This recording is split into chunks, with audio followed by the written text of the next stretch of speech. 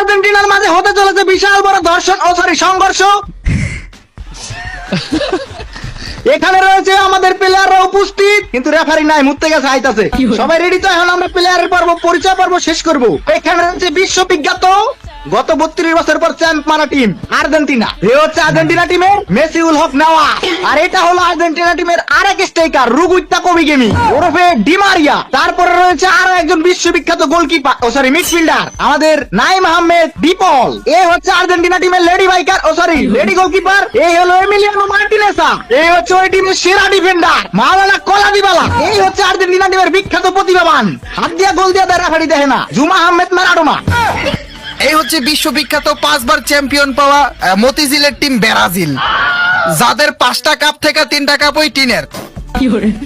এবার আমি আপনাদের সাথে ওদেরকে পরিচয় করিয়ে দিচ্ছি। সর্বপ্রথম রয়েছে মোসাম্মদ সোনাইপার আহমেদ নেইমার।